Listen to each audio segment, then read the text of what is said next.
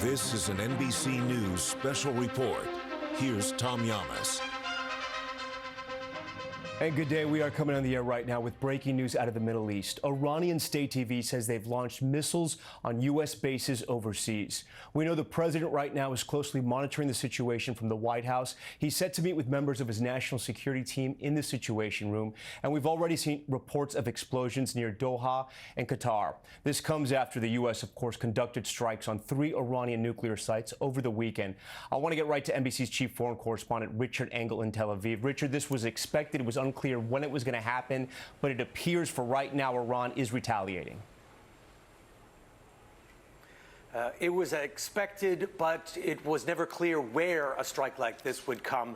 And according to Iranian state media and what witnesses are seeing over Doha, that Iran has fired missiles at the Al Udeid military base. It's an air base in Kuwait. According to the Iranians, a statement from the military, 6 missiles were launched at Al Udeid, and witnesses have seen explosions that look like interceptions in the air over Doha. There are also reports of air raid sirens going off in Bahrain and in Kuwait, where there are also U.S. military facilities.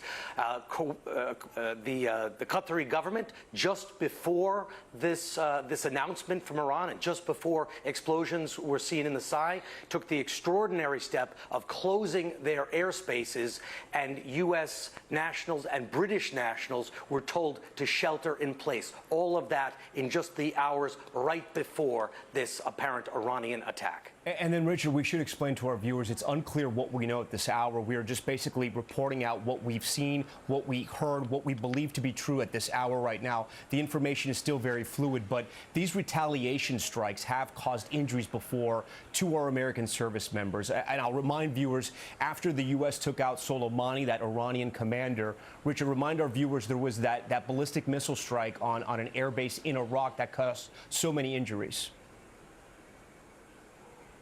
So I was on that base shortly after the strike, and after President Trump, during his first administration, killed a top Iranian commander, Qasem Soleimani, who was one of their most notorious, most skilled operators, who had been held responsible for many attacks against the U.S., many attacks against Israel. He was really at the tip of the spear of Iranian special military operations. After President Trump orders his assassination by a drone strike in Iraq, the Iranians responded. They fired, again, ballistic missiles. They hit the Al-Assad base, which is in Iraq, and there were more than 100 injuries. I arrived on the base shortly afterwards, and there were no one was killed in that attack, and President Trump almost ordered a response at the time, but since no one was killed, he pulled back. But I can tell you it was a very close call. There were quite a few soldiers who had a traumatic brain injury because of the shock wave.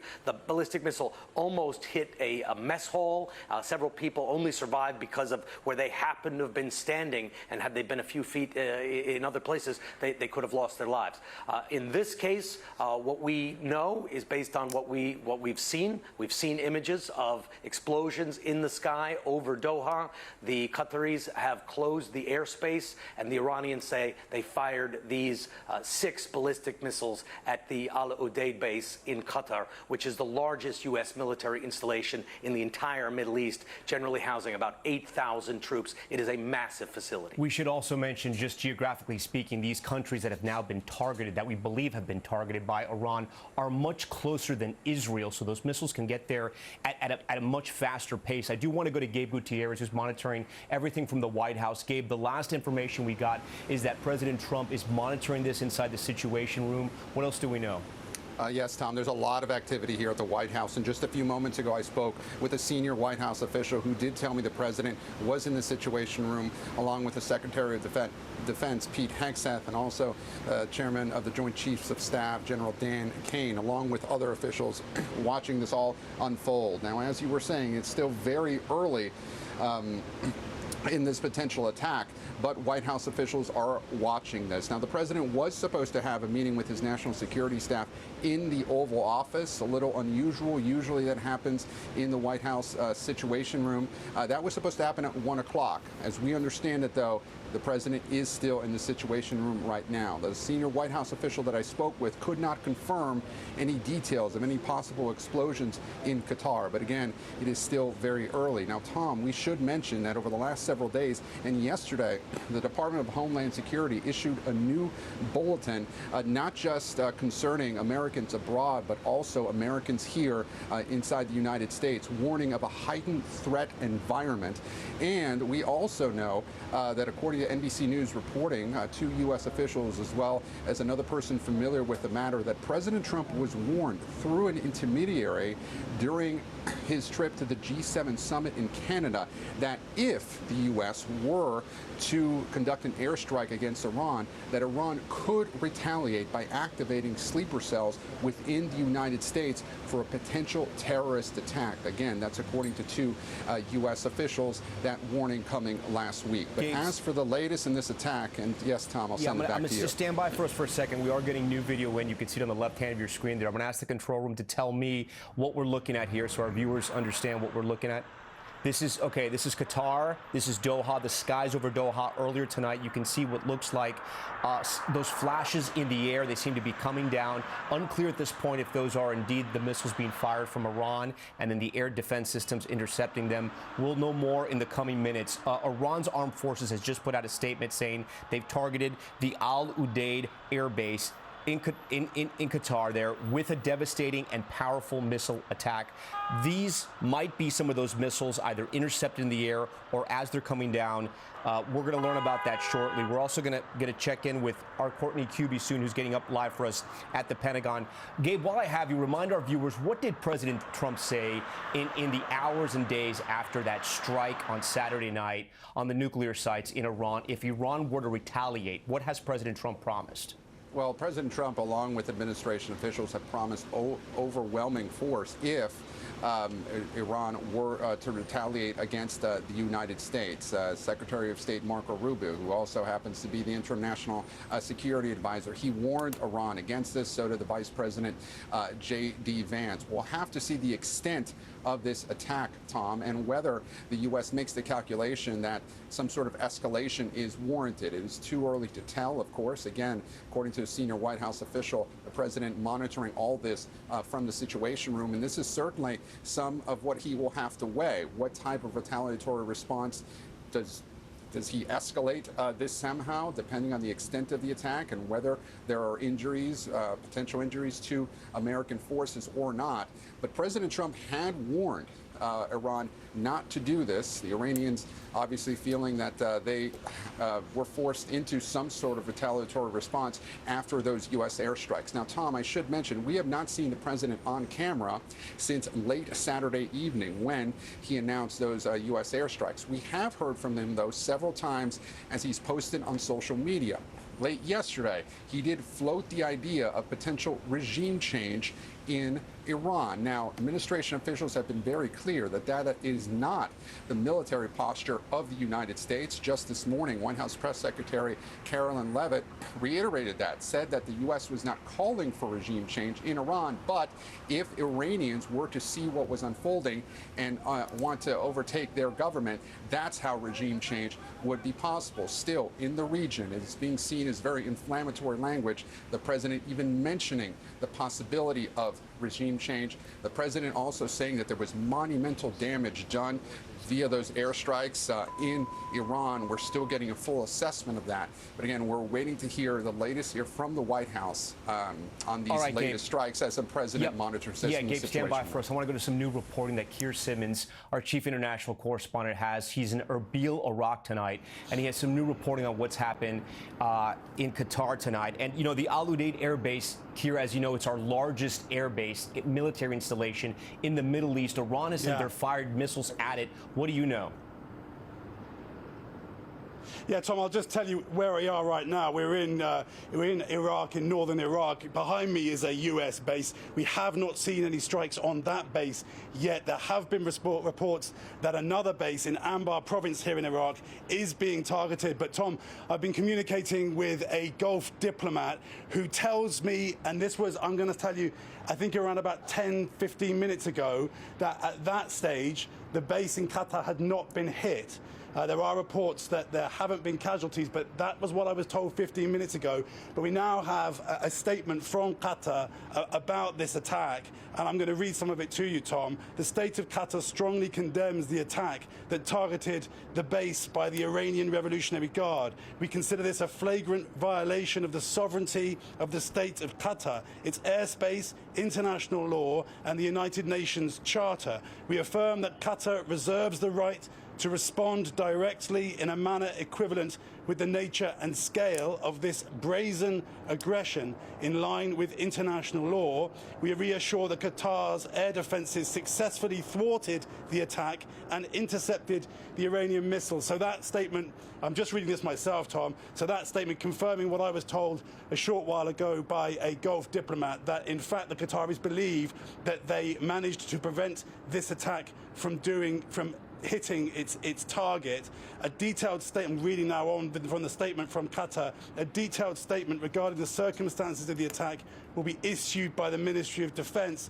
We also emphasise that the continuation of such escalatory military actions will undermine security and stability in the region, dragging it into situations that could have catastrophic consequences for international peace and security. The statement goes on, Tom, but that is the Qataris responding very quickly. And just again, the headlines from that, they are saying that these missiles did not hit, that we're going to find out how they managed to deflect them, how they managed to prevent that from happening. And I would just say, too, you'll remember, Tom, that the Qataris have been closer to the Iranians than other Gulf nations.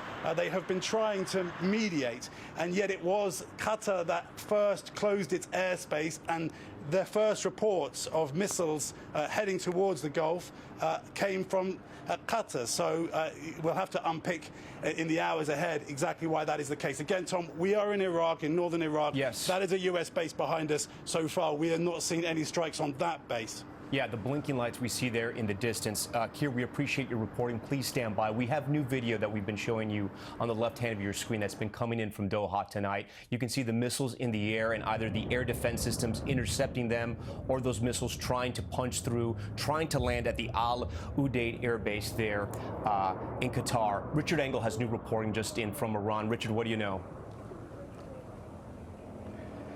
So the Ministry of Defense in Doha says that the incoming missiles were shot down, that there were no injuries, and there's just been a new statement from what is being described as the Supreme National Security Committee in Iran, saying that a successful missile barrage was launched against Al Udeid Air Base, and that the same number of missiles were launched as the U.S. fired at Iran. So the Iranians linking this attack directly to what the U.S. did to attack those 3 nuclear sites. But again, both from the Ministry of Foreign Affairs in Qatar and the Ministry of Defense, statements saying that there was a barrage, that it was unsuccessful, that it was shot down by Qatari missile defense systems, and that there were no casualties. Okay, Richard, I want you to stand by for us, and I want to tell our viewers we are jumping around kind of fast because a lot is happening at this hour. I want to go back to Gabe Gutierrez. Gabe, I know you've just gotten an update directly from the White House. What are you hearing?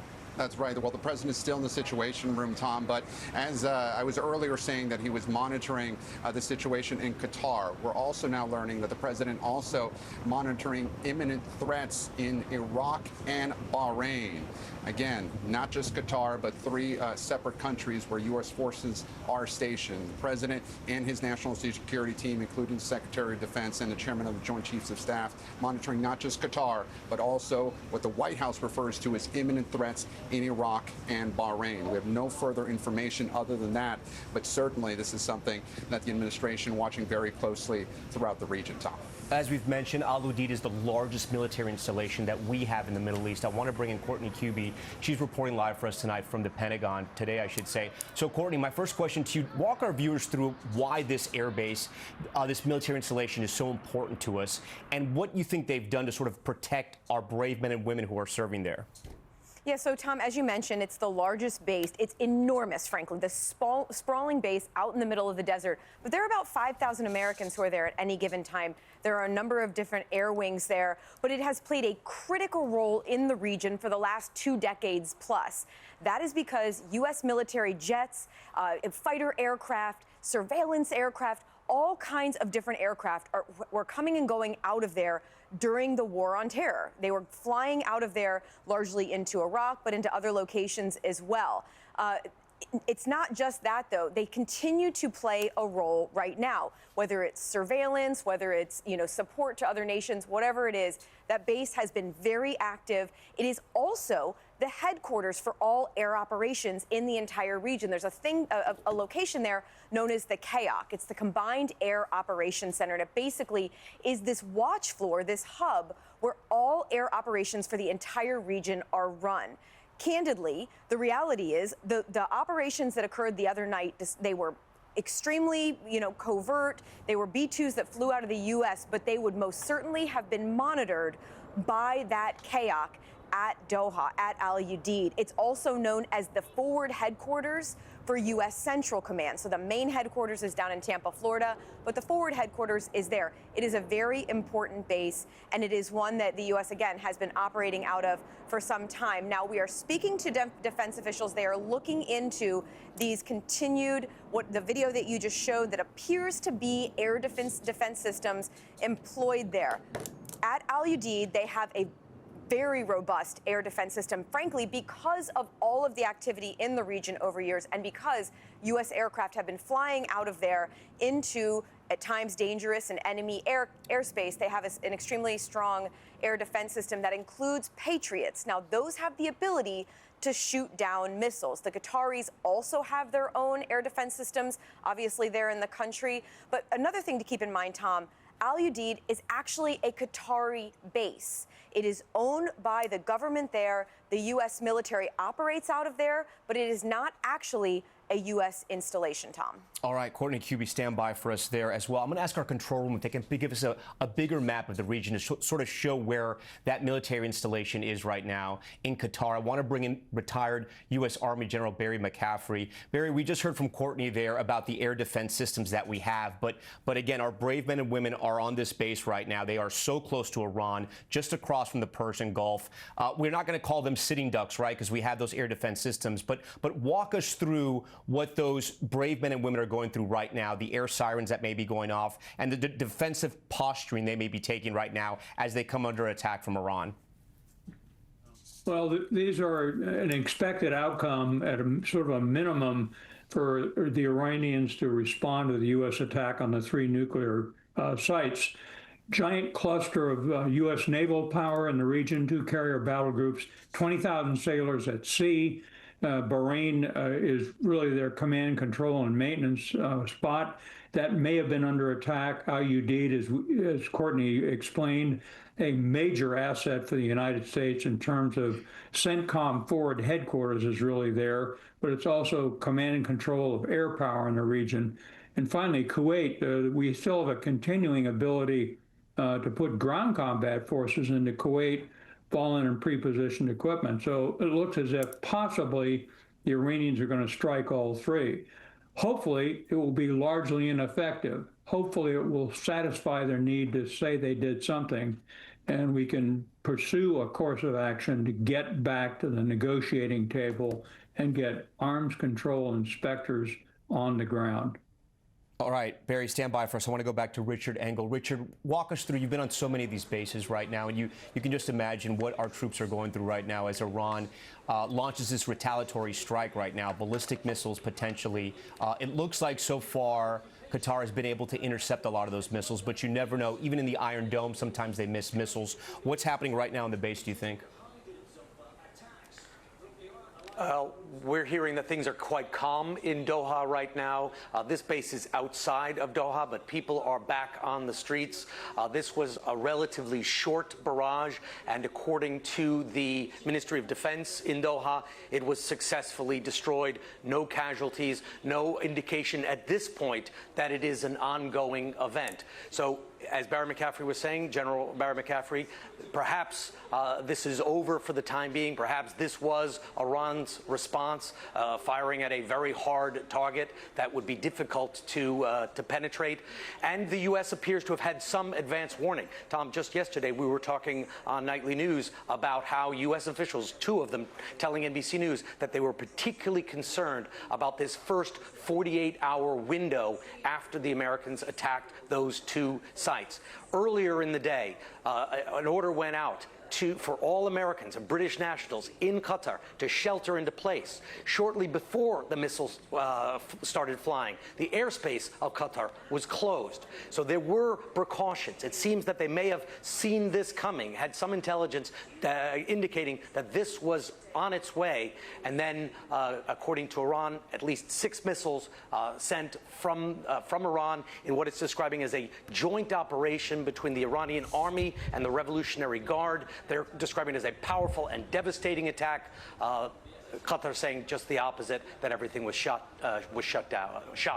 Okay, Richard, stand by for us. We're going to go back to Keir, who again is reporting from Erbil, Iraq. Just in the distance there, in those blinking lights, the Al Udeid base is behind him. Keir, I know you have some new reporting out of Bahrain. What are you hearing?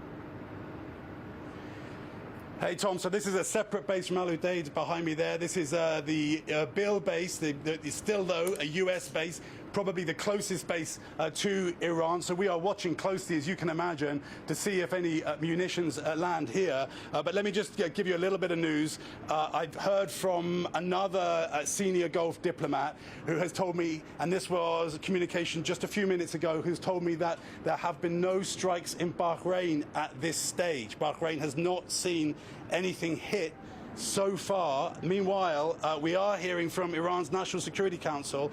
It has put out a statement about the attack on Qatar. We were talking earlier, Tom, about how Qatar has been trying to mediate with the Iranians, that they are perhaps closer to the Iranians than some other Gulf countries. The Iran's National Security Council saying our attack on Al Udeid air base in Qatar does not threaten the sisterly state of Qatar. And then Iran's Revolutionary Guard putting out a statement saying our response sent a clear message to the White House. So the Iranians trying to say that they have targeted a U.S. base in Qatar, not Qatar the country, and that there's a message for the White House. I'm not sure the Qataris will see the distinction necessarily reading their statement that they just released, Tom. Yeah, no, I hear you there, Keir. I do want to bring in Jeremy Bash. Now, Jeremy, I'm sure you heard Keir's reporting there. How do you interpret sort of the statements coming out of Iran tonight? And what do you think President Trump does next? Well, Iran has a domestic audience. They want to show their own people that they're responding to Operation Midnight Hammer, which was the Trump administration's attack on 3 nuclear sites over the weekend. I think if no U.S. forces are injured and we intercepted all of the incoming missiles, either at Qatar or in other locations, then I think President Trump has a tough decision on his hands. He can kind of step back and say, look, we don't want to have a back and forth. We want to get to the negotiating table. You didn't hurt any of our people. Let's talk. Or he could use military force to go after other targets, other ballistic missile targets inside Iran. He could even go a step farther and target regime targets, target the supreme leader, target defense leaders. He could kind of not waste the crisis and say, hey, you attacked us. I told you not to. You crossed the red line. We're going hard into your country. So I think the president and his team are obviously calibrating this at this hour. A lot is going to depend on what the battle damage assessment is with respect to how much damage these incoming rocket, artillery, and mortar pieces did at U.S. bases, not just at Al Udeid, but potentially in Iraq, potentially in Bahrain, potentially in Kuwait, and potentially in the UAE. We've got forces all over the region. And just because Iran fired here tonight and they said, you know, this was successful, doesn't mean we can relax. Our force posture is going to be very aggressive. We're going to watch this. And probably there are going to be private messages sent between us and Iran through European powers, through other powers, to basically say, knock it off. If you do this again and you hurt any of our people, this is what the U.S. would say to Iran, we're going to go after you hard. 40,000 U.S. troops in the region there. Jeremy, I do also want to remind our viewers that NBC News had reported that Iran had threatened a terror attack on the homeland here in the U.S. while the president was at the G7 summit in Canada now. And the U.S. obviously can't sort of stop with that defensive posture here in the U.S. as well, because that is another potential, a lone wolf attack or a sleeper cell that pops up. That's right. And as you know, Tom, U.S. officials have been targeted for assassination by Iranian agents after the U.S. killed off the Iranian Revolutionary Guard Corps leader Qasem Soleimani in 2019. Several U.S. officials involved in that, including military and diplomatic leaders, were specifically targeted by Iran. Iran has the capability to unleash terrorism, unleash Hezbollah or other Shia militia groups as they reconstitute, not just against U.S. forces in the region, but also against American diplomatic facilities, against maybe American businesses, other American enterprises. And here in the homeland, obviously we have to be concerned about small teams, teams of assassins, teams, sleeper cells, teams of terrorists who have made their way into the country. They don't have to be Iranian. These could be teams that Iran has paid. They could be even criminal gangs, people making make money off of kind of terror for hire operations. And we've already seen several threats, terrorist attacks against Jewish organizations, against embassy staff here in Washington. There was a shooting a few weeks ago of 2 Israeli embassy staff. And so the threat landscape in the United States is very, very dangerous at this hour. Okay, Jeremy, you stand by for us. I'm going to go back to Gabe at the White House. Gabe, I know you just got an update.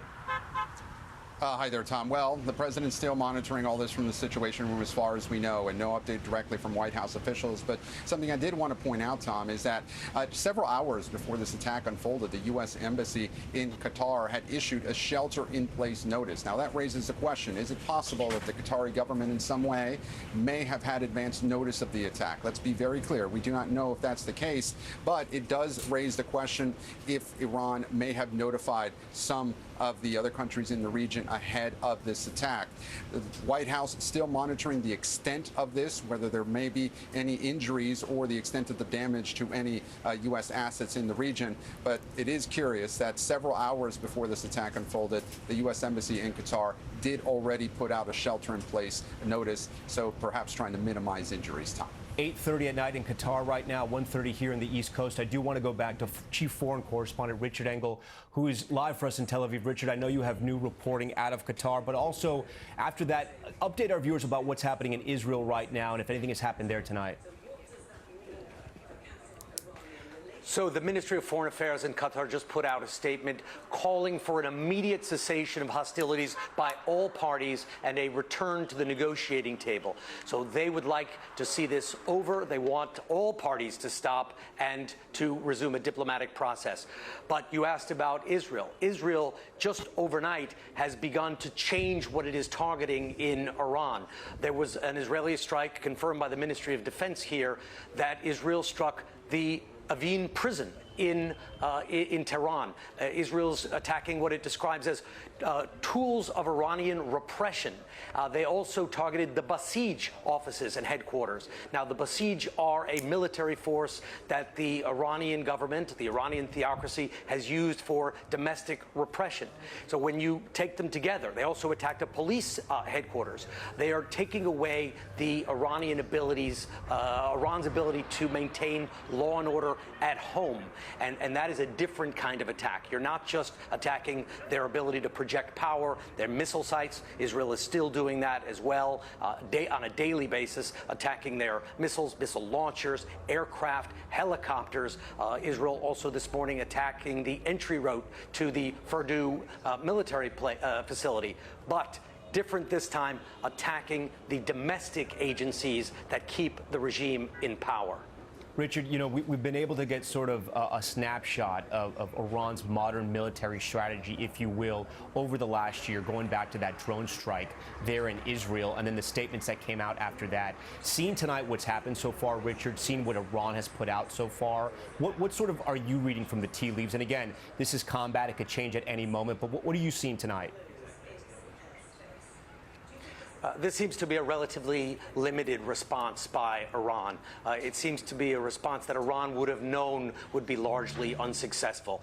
It is firing at a very hard target, one of the hardest targets in the Middle East, something that is far away from other civilian centers. The Iranians going out of their way to say that they didn't target the people of the brotherly nation of Qatar. They just fired on the Americans. They made a direct parallel to what the Americans did to to Iran, saying that they fired the same number of missiles that the U.S. fired at the nuclear facilities at the Al-Udeid base. There are reports of sirens. Bahrain, they did have sirens that went off. There are reports of other bases on high alert. But we only know at this stage of Al-Udeid coming under a direct attack. But when you look at it, it does seem like this was a response that Iran would probably know would be unsuccessful, and it appears that it was unsuccessful. Now you have Qatar calling for a resumption of negotiations. But Iran obviously painting a very different picture to the domestic audience. The Iranian government has been humiliated. It is being disarmed by the day. There is no internet right now. People are in Iran. People are leaving the country. The supreme leader is reportedly in a bunker. He's cut himself off from electronic communications. Has named a succession plan, appointing several others to take his place should he be killed. So this is a critical moment for the Iranians, and they did respond, but it looks like they responded in a way that would not necessarily, from their interpretation, cross too many red lines. All right, Richard, stand by for us, because I know a lot of information is coming to us and filtering through you, so stand by for us there. I want to come back here to the U.S. and to Tom Winter, who's been monitoring, obviously, any threats to the homeland post the nuclear site strike. Tom, what are you hearing right now? I got to think it stands to reason that law enforcement all across this country, especially the FBI, monitoring what's happening overseas and this new Iranian strike. 100%, Tom. And while the FBI's priorities have shifted to immigration to help assist with the effort that is being undertaken by CBP and ICE in this country, this is still a top focus for them.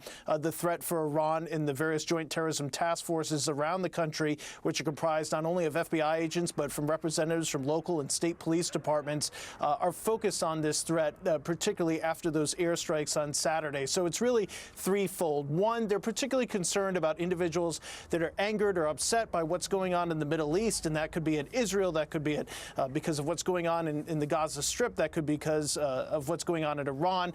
All of those issues could spark somebody to conduct an attack, and already we've seen that activity this year. Just in the last month or so, the Molotov cocktail attack in Boulder, Colorado, against a group of Jewish individuals there, and so that's something that they are definitely worried about, and that's why you've seen patrol stepped up in New York City, Los Angeles, and Washington, D.C. at sensitive cultural sites, religious centers, and also diplomatic sites. So that's kind of the number one threat that they're thinking about. Second threat is this idea of some sort of a cyber attack by Iranian proxies, either in the U.S. or abroad. That's something that could look like the temporary taking down of a website or defacing, kind of a digital graffiti, Tom. That's something that they're looking into and seeing whether or not Iran wants to go down that path. And that's just based on experience in their proportional responses in the past. And then the third thing is this idea of sleeper cells. And as we first reported on NBC Nightly News last night, this idea that Iran told through an intermediary, the White House and the president, that, look, if you come after us, we're going to unleash sleeper cells in the United States. A couple of things about that. Iran is using kind of its most cost-effective threat mechanism to deliver a message to the president of the United States. Talk is quite cheap. The question is whether or not they have anybody here. There have been concerns over the last 8 to 10 years, given the southern border, individuals that have come in that have later been found on terrorism watch lists, or people that have then been wanted for questioning because of their ties overseas once they've been in the country. So that's always a concern. That's always a possibility. The second thing on that is that the Iranians over the years have tried to carry out attacks, as Jeremy Bash referred to, on U.S. soil, the targeting twice of an Iranian journalist and activist here in New York City, leading to arrests and convictions. There was a case involving an individual who was charged and convicted and is in jail in the United States, 10 years or so left on their prison sentence, Alexei Saab. That's somebody who conducted surveillance in Boston, New York, and Washington, D.C., including in Rockefeller Center, where our office sources are kind of scouting out potential opportunities for attacks. He's somebody who traveled to Lebanon and spent some time with Hezbollah. There was also a threat just in the last 9 months against then President-elect Trump, now obviously the President of the United States, by several individuals who were coordinating with a person who's been charged and based in Iran. So that's just a sample of some of the plots that have been uncovered in the past. But of course, as I mentioned, we know about them because there's been arrests and prosecutions. So U.S. law enforcement is acutely aware of this threat. There's obviously always the potential that you don't know who's here, you don't know who could be in communication, but given what our colleague Richard Engel has been reporting as far as the lack of communication from Iran, the awareness by U.S. law enforcement, they think at the moment that they have a good handle on it, with the caveat, of course, that they know that they need to keep looking. And one other thing that I'll mention, we talked about Iran's proxies, Hezbollah, Hamas, all the entities that they have sent up, kind of the tentacles. Those have been severely damaged over the last couple of years, particularly by Israel, the taking out really of Hezbollah, which everybody feared that if this day came where the U.S. had to interdict in Iran against the nuclear program, or that Israel did, that Hezbollah would launch attacks against Israel, U.S. interests overseas, and then that would be perhaps a nexus or a command and control point for any sort of operation here in the United States. They have been decimated by actions undertaken by the Israeli government, and so that has, in the eyes of U.S. officials, potentially weakened that threat, or at least Hezbollah's ability to operate here in the United States. So I don't think anybody is sitting on their hands. I know everybody's been focused on this. My phone has been ringing nonstop since Saturday night. Officials here continuing briefings on the matter. But at the moment, I think their biggest concern here in the U.S. is the idea that somebody could be angered by the entirety of the events that we've been talking about here this afternoon across the Middle East, and that would be a call to action. So that's really kind of the overlay, if you will, of what's going on here in the United States.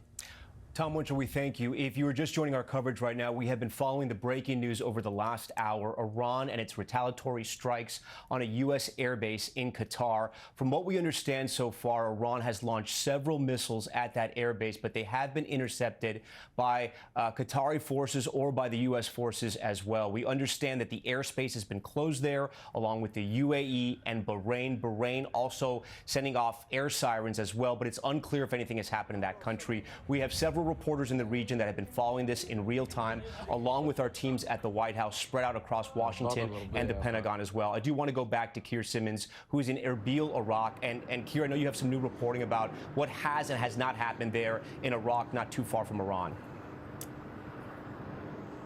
Yeah, that's right, Tom. I just managed to reach a senior official in Baghdad to ask him whether the U.S. base in Anbar province here in Iraq, to the west of Iraq, whether that base has been targeted. I'll just mention, and we have been mentioning, Tom, of course, there's another U.S. base behind me there. You can see the lights blinking in the distance. Now, I am told by that official in Baghdad that they have not seen any indication of an attack on Iraq by the Iranians. Nothing happening there, he told me, not that we see. So just add to that, senior Gulf diplomat who tells me that Bahrain has not seen any kind of a strike there. Then add to that, of course, the news from the Qataris that they have intercepted the missiles that were fired at the U.S. base there in Qatar. Of course, I just mentioned, going back to Bahrain, the 5th Fleet base there,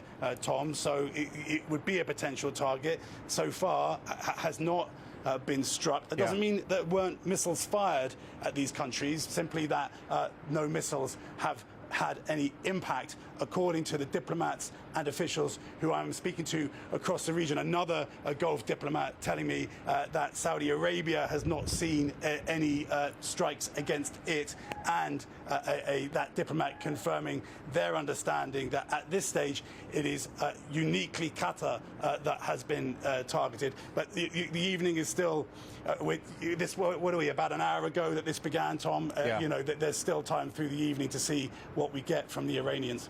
Okay, Keir Simmons, stand by for us. Let's take this video full if we can, if I can ask the control room, because the night skies in Qatar were lit up with missiles and, of course, with anti-defense, air defense forces launching counteroffensive to those missiles coming in to Doha tonight, in scenes reminiscent of what we've seen in Tehran and Tel Aviv, where the night sky lights up with various missiles. But so far, we have no reports of any deaths. We have no reports of any injuries, and we have no reports even of any damage. It is still early, but Richard Engel, I want to go back to you. What does that tell us about this retaliatory strike from Iran? Well, at this stage, it looks like it was a symbolic kind of strike, with Iran making a lot of noise about it, bragging about it, making a lot of statements, but attacking a target that is very well defended, isolated, trying to calibrate their response. The New York Times is reporting just now, citing 3 officials in Iran, that Qatar was informed ahead of time and that this was a symbolic attack. And Iran has done this in the past. When Iran carried out its missile strikes against Israel about a year ago now, they telegraphed what they were doing because they did not want to escalate it further than they believed they needed to. So when they launched drones against Israel, they told the world they were announcing drones. They told the world and the Israelis how the drones were coming to the country, their flight path, that they would be followed up by different weapon systems, missiles. So the Iranians initially telegraphed their operations. No, we don't have confirmation that they telegraphed them in this case, but the kind of strike, the target that was chosen, the fact that nothing got through, the fact that the Qataris had advance warning to close their airspace, that American and British nationals had already been told to shelter in place and were already taking precautions on the base and for the civilians in the country, indicates that they had some advanced knowledge, advanced intelligence, and that they were able to successfully stop what I think you can fairly easily describe as a symbolic response. We'll keep watching what's happening there from Israel. I want to go back to Lieutenant General Barry McCaffrey. Barry, if we talk about sort of military planning and strategy here, right? The U.S. had quite the plan to attack Iran. The diversion with the B-2 bombers, then going straight, heading east, going straight for those nuclear sites. Even though Iran has sort of telegraphed what they've done, possibly putting out statements to signal maybe tonight is over, U.S. forces around the world still have to be very, very cautious. Well, no question. We can only hope that the strike that Richard accurately described so far is largely symbolic. If it really was only 6 missiles, if they were all intercepted and knocked down, if Iran is claiming that this was an equivalent response to the U.S. strikes on their nuclear facilities, then this may be a prelude to a road to negotiations starting up and getting arms control inspectors on the ground again. We won't know. But I think it's important also to make the point, these U.S. forces in the region, whether in Iraq and Syria, Bahrain, Kuwait, Al Udeid, they're there as a fighting combat force. They're not hostages. They're there to put Iran at risk and terrorist organizations at risk and to protect U.S. national security interests. So we shouldn't view them as, if we wanted to only protect U.S. military forces as a major national objective, we take them out of the Gulf. But they're pretty competent. They're tough. The Navy's at sea with 20,000 sailors and 2 carrier battle groups. So there's a big hammer out in the Gulf right now. All right, Barry, we thank you for that. Stand by for us. I'm going to go back to Gabe Gutierrez, who's monitoring everything from the White House. Gabe, give us a sense of what's happening there in the building just behind you, the White House, and possibly inside the Situation Room. Well, Tom, yes, the president is in the Situation Room right now. We understand from White House officials with his Secretary of Defense and the Chairman of Joint Chiefs of Staff, along with other national security officials. Now, we have not heard over the last few moments about the latest here, but certainly the president taking in what is happening, potentially speaking speaking with partners in the region, trying to assess the full extent of the damage here, or if they've managed to escape any severe damage, kind of what happens next. You were mentioning with Richard and with General McCaffrey, if this was a largely symbolic attack, and again, we don't know the full extent of this yet, but if it were to have an attack with no injuries and no significant damage to any U.S. assets Gabe, in the region, Tom, I'll send it back to you. Yeah, Gabe, thanks. We have some breaking news just coming in. Courtney Kuby at the Pentagon has some new reporting. Courtney, what can you tell our viewers? Yeah, we are still working on confirmation about the possibility that the U.S. the base where U.S. personnel are housed at Al Udeid in Qatar was in fact the subject of an attack by short and medium range missiles. We are still working through this, Tom. If you just give me a couple more minutes, yeah, no, I come get back to me. Sorry about that. No, it's okay. It's okay. They told me to come over to you, but I appreciate it. That was my fault. We want to make sure. We want to make sure we're right. So keep working your sources. We appreciate that. We're not going to touch that reporting until we have it confirmed. Gabe, I'm going to go back to you. I didn't mean to cut you off there, but we are getting a lot of information, as you know, in real time, and we want to make sure the information we're bringing our viewers is absolutely correct. You were talking about the president monitoring this, and I also want to ask you, the vice president and Marco Rubio as well, the Secretary of State, going out there and making it very clear they don't want a war with Iran, and the vice president even said this, they have a war with Iran's nuclear program, essentially saying maybe they don't want any more of this fight, they've done what they wanted to do, but also threatening Iran to be careful if they retaliated.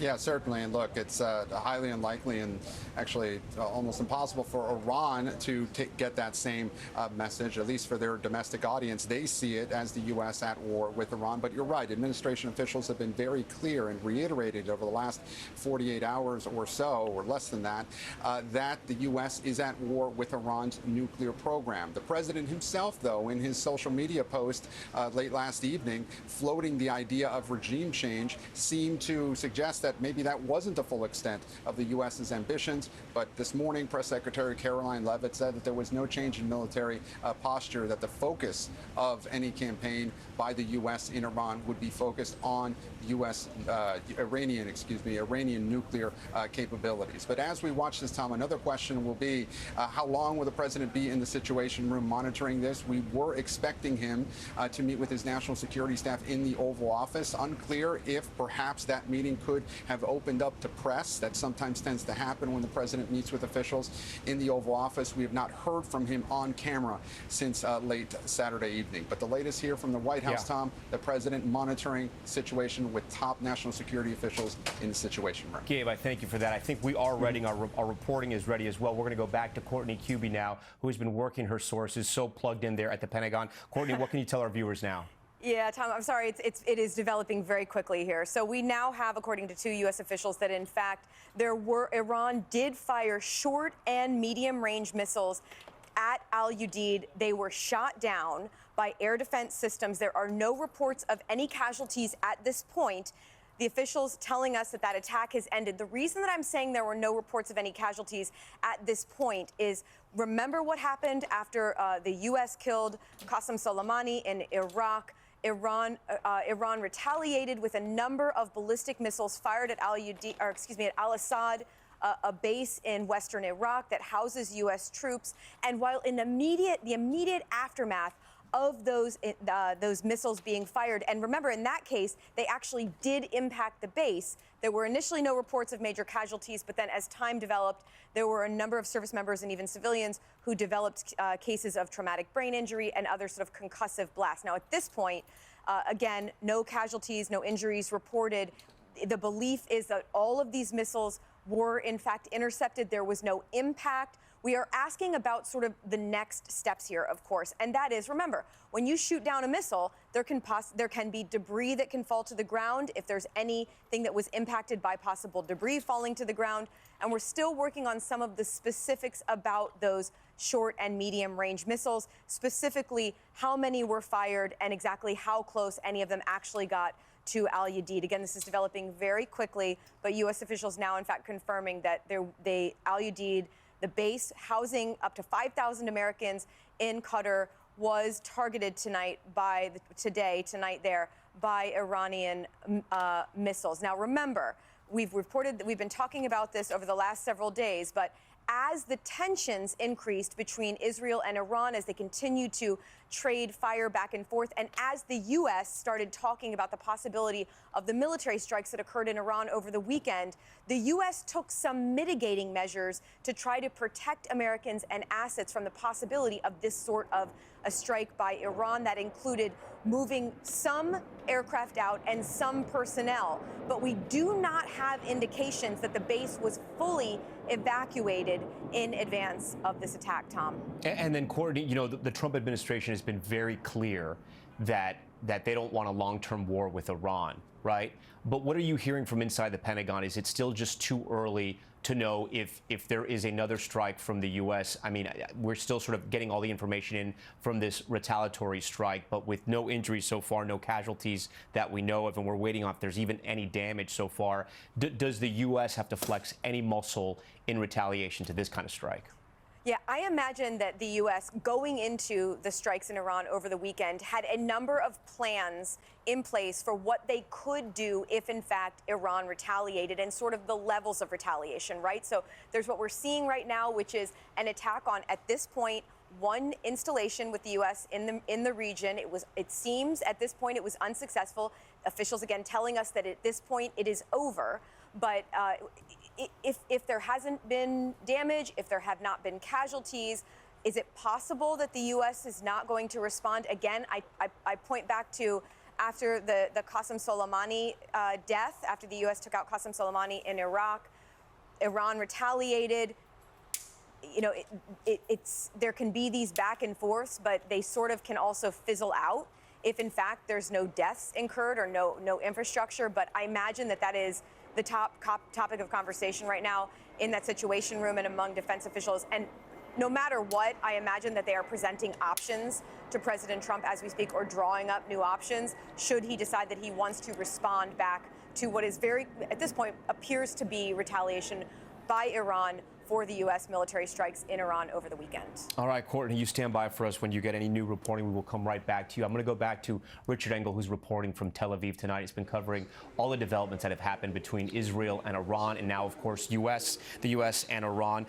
Richard, we can confirm from U.S. officials short and medium-range missiles were fired from Iran, pointed and targeting the Al Udeid U.S. base there in Qatar. But they're saying that each of those missiles was intercepted in the air from those air defense systems. It looks like at this point, from what we've heard, it's still very early. No injuries, no casualties so far on the U.S. side. We're hearing that now from the Pentagon. We're hearing that now from officials in Qatar.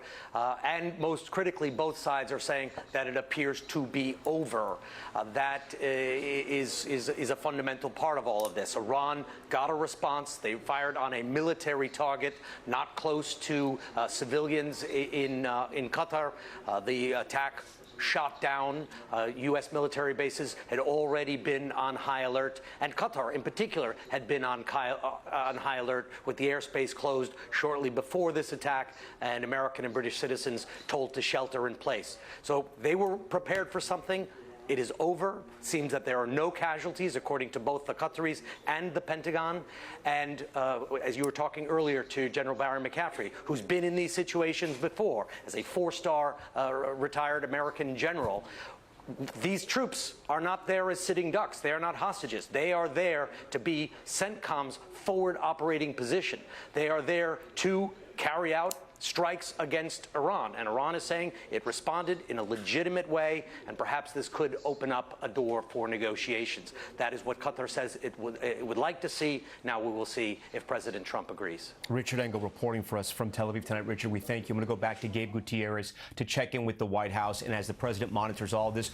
Gabe, as you reported, one of the first things you reported, we were expecting to hear from the president at some point today, possibly. Do we think the schedule has changed? Do you think he'll make any type of statements about what's just occurred tonight overseas in Qatar?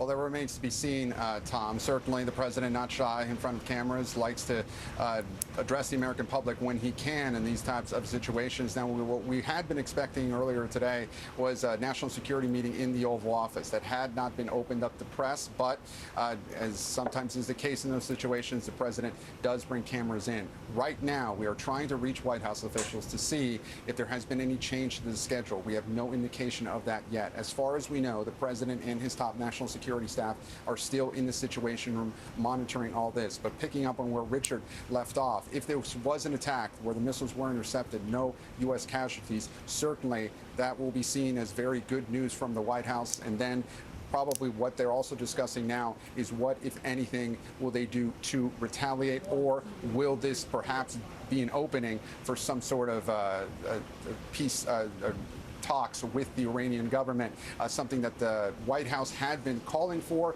but seemed increasingly unlikely in the aftermath of those U.S. airstrikes in Iran. So again, the latest here from the White House, Tom, we have not received word if the president plans to address the American people. As far as we know, he is still in the Situation Room monitoring all this with his national security staff.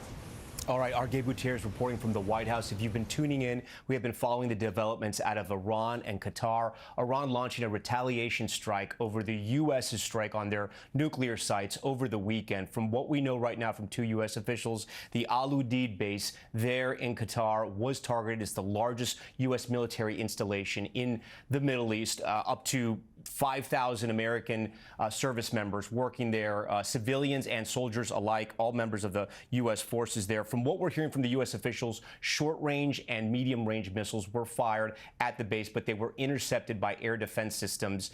So far, no reports of any casualties. So far, no reports of any injuries. Iran has put out statements through their state media alerting their own people that this attack has happened. But so far after that, no other missiles have been launched. Bahrain and the UAE also closing their airspace. That's going to conclude this NBC News Special Report, but we are going to be back as events warrant. We'll have much more ahead on our streaming network right now, NBC News Now, online at NBC.